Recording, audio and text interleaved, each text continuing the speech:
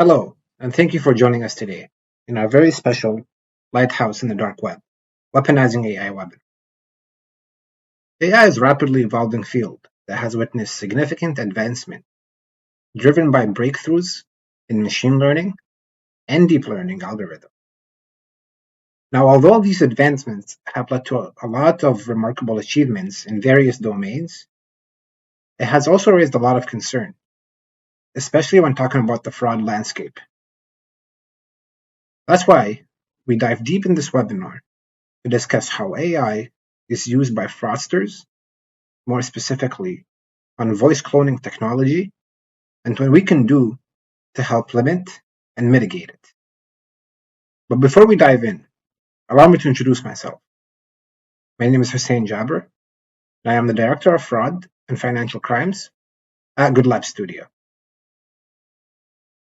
As I mentioned, AI has been on the rise ever since the start of the year, and we continue to identify new tools that are being developed and enhanced at such a fast pace. Take ChatGPT, for example, and in the last 5 months, we have seen just how far it has advanced in its capabilities. Now, when we're talking about VISHING and voice cloning technologies, the question that always comes up is, how relevant is it to the real world? And how applicable is it for fraudsters to use these machine learning technologies? Now, just to give you a few examples, as you can see on the screen, in this scenario, a scammer used AI to mimic the voice of a victim. Then they proceeded to calling their grandmother, claiming that they are in distress and in need of money for bail. Now, the elder population is a huge target audience for fraudsters. And in this case, the grandmother proceeded to the bank and transferred the amount they agreed upon to the fraudster's bank account.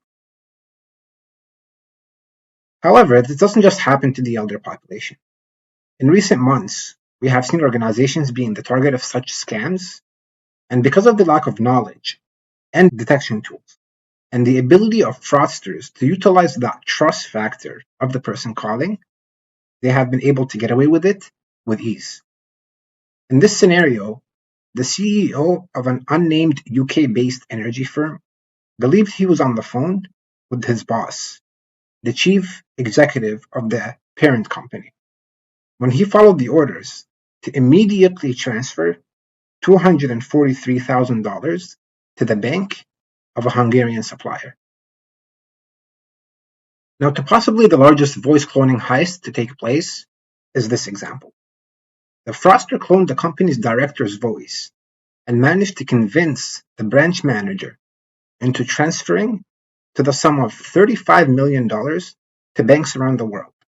Now, these transfers happened through multiple different transfers to multiple bank accounts, but it really shows how the fraudster is able to utilize that trust factor established between the company's director and that branch manager, as they possibly have discussed this many times before and have an established relationship on the phone or over emails many times before as well. With all that said, as we have highlighted before, the elder population used to be the primary target of such scams before the rise of voice cloning technology. And we truly believe that this opens the door and makes many different groups vulnerable. However, we believe that the most vulnerable population are either private wealth advisors, private bankers, and the general public at that matter. This is strictly due to the ease and access to the amounts that can be swindled. Let us listen to how typically a conversation occurs between a private banker and their client. For some context, private bankers are very well connected to their clients and have an established relationship due to their nature or their line of business, communicating directly with each other via phone call or via email. Hey, Hussein, I got your email. Great to hear from you. What can I do for you today? Hey, it's great to hear from you too. I'm doing pretty well here in Vegas, just attending a conference and, soaking up all the knowledge I can. How have you been, Paul? Oh, it's great to hear. I'm doing great. And what conference in Vegas are you attending? Oh, I'm glad to hear you're doing great. So I'm actually here for the NACHA conference. It's all about the latest advancements in electronic payments and stuff. Really interesting stuff happening here, Paul. Excellent. Well, I hope you enjoy your time in Vegas. It's quite an interesting place. How can I help you today? Thanks. I'm definitely enjoying my time here in Vegas. It's quite an experience. So the reason I'm calling is I wanted to follow up on that money transfer request I sent earlier, regarding the investment opportunity. Just wanted to make sure everything is going smoothly and, see if you need any additional information from me. No problem. No problem. Tell me a little bit about the investment. Well, the startup I'm looking to invest in is, one I've been keeping an eye on for a while now. They're working on some cutting-edge technology in the renewable energy sector, which I believe has, huge potential in the coming years.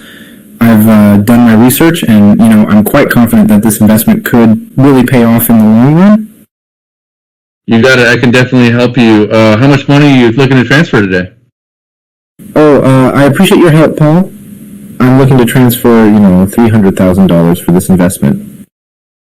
Okay, excellent, excellent. Can you give me the account number and bank that you're transferring to? Sure. The account number is actually in the email I sent you earlier. Just to confirm, the last four digits are, 7884, and the bank I'm transferring to is Bank of America. All right, excellent. Let me get that started and initiated, and while that's happening, what else can I do for you today? Thanks a lot, Paul, for getting that started. I really appreciate your help. I think that's all I needed assistance with for now, so I guess we're good. Absolutely, Hussein. Thanks. I will. It looks like the funds have transferred, and you're good to go. So great to hear from you, and I hope the venture works out well for you. So, now that we listened to the staged conversation between the private banker and myself, what if I told you that the voice of the client, which in this case is myself, is actually cloned, and the entire conversation is automated? May I ask how? So let us dive deeper in how this took place. Well, first things first, the dark web is full of banking information that is as cheap as $10 for fraudsters to purchase. Once the fraudster has identified the owner of the bank account, they conduct a simple open source search of their victim, often coming across their social media profiles like Instagram and Facebook. From there, the fraudster can take a video or post to understand the context of their attack and shape out the best approach, while at the same time taking the audio clips of those video postings to feed into the cloning technology to generate the victim's cloned voice. From there, the last step is to initiate contact with the private banker, which can happen over email or by the fraudster obtaining the banker's information directly. Now, in this slide, I show you how this works. This is a posting of myself that I posted to LinkedIn promoting our speaking session event at the NACHA conference, where the fraudster can go on my LinkedIn profile and take the audio from this LinkedIn post itself. Update from the Good Labs team. We are officially in Vegas for the Not-Child Payments 2023 conference. Please make sure you check us tomorrow at room 122, 123 for the Spotlight Session AI Lighthouse in the Dark Web, where we'll be talking about weaponizing AI and how fraudsters are utilizing these latest tools to bypass the most trusted authentication services out there. Thank you. And it's that simple. Now the fraudster has enough audio to be able to clone my voice. But how does this whole automation work? Well, it starts off by the system answering the call and quickly listening and transcribing the banker's conversation from speech to text.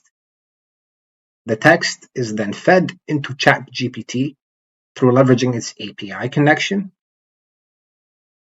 ChatGPT will then analyze the text and generate a response based on the context that's fed earlier into the model. The response is then generated and fed back into the voice cloning software and transferred from text to speech to respond to the banker. This all takes place in the matter of seconds and really shows how fraudsters are able to utilize these AI methods to perfect their attacks. Before I play this video, let me just give you some context. This video shows how the voice cloning software and ChatGPT are simultaneously working together to initiate the conversation with the private banker. Hey, Hussein, I got your email. Great to hear from you. What can I do for you today?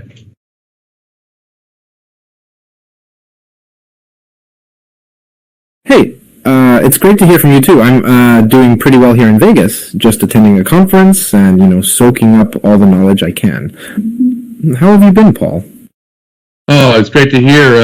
I'm doing great. And what conference in Vegas are you attending?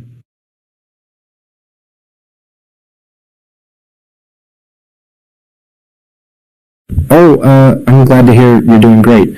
So I'm actually here for the NACHA conference. It's all about the latest advancements in electronic payments and stuff.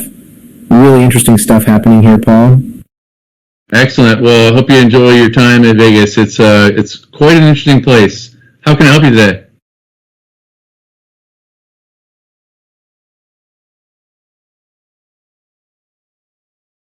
Thanks. I'm definitely enjoying my time here in Vegas. It's, quite an experience. So the reason I'm calling is I wanted to follow up on that money transfer request I sent earlier, regarding the investment opportunity. Just wanted to make sure everything is going smoothly and, see if you need any additional information from me. No problem. Tell me a little bit about the investment.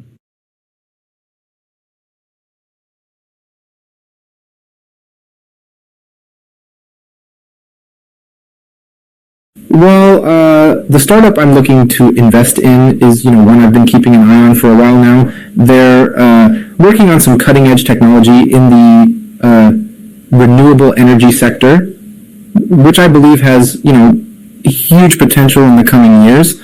I've done my research, and I'm quite confident that this investment could really pay off in the long run. And just like that, we see how we automated this entire process and the entire conversation between the private banker and the victim in this case. Now, with that said, this also plays on a technology used by many organizations around the world. Your voice is your password. Your voice is your password is a verification tool used by multiple organizations to accurately depict whether the incoming call is coming from the actual customer. However, your voice is your password is no longer an efficient or safe tool to use to verify callers and authenticate account holders. In this video specifically, we showcase how a synthesized voice is able to bypass your voice is your password technology. Welcome to Lloyds Bank. So we can get you to the right place. In your own words, please say the reason for your call. Check my balance. Okay. Please say or key in your date of birth. Please say, my voice is my password. My voice is my password. Thank you. Here a balance. Using your keypad, please select one of the following two accounts. 1. Your classic account ending. And as you can see, the fraudster was able to bypass your voice is your password technology with a simple cloned voice of saying, my voice is my password.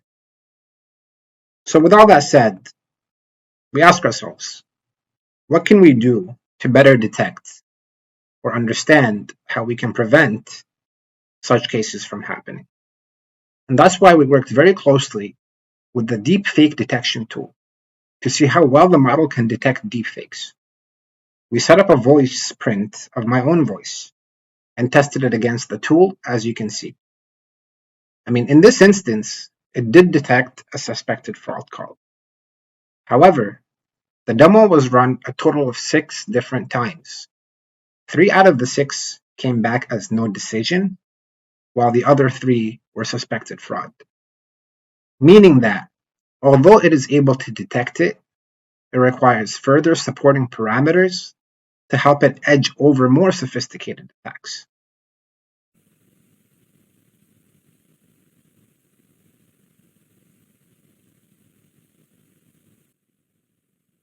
Hi, I'm calling in to see if I can request to open a new personal loan account.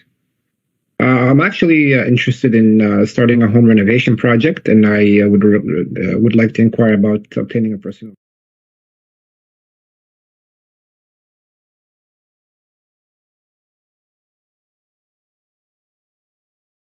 The reason I'm calling is I wanted to follow up on that money transfer request I sent earlier, regarding the investment opportunity. Just wanted to make sure everything is going smoothly and, see if you need it. It goes without saying, we understand the importance of detecting such attacks in real time, especially when we're dealing with call centers.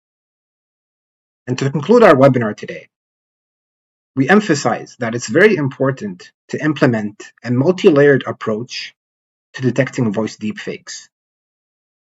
Although it is very important to implement deepfake detection tools, like we just showed, to give organizations the initial leverage of combating such attacks, and like all fraud mitigation efforts, it requires further support and to be supplemented with other fraud mitigation efforts. That's why at Good Labs, we understand the need to add enhanced efforts through introducing what is known as utterance analysis.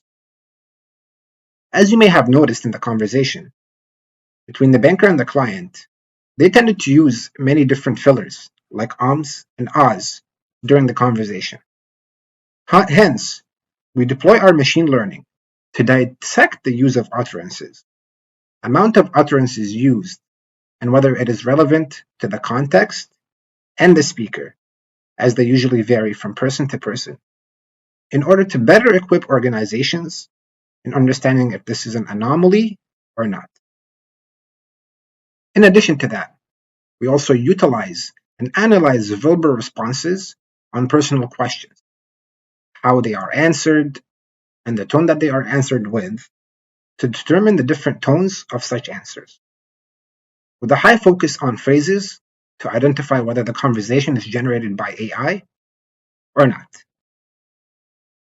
I would like to thank you all for joining us in this webinar today.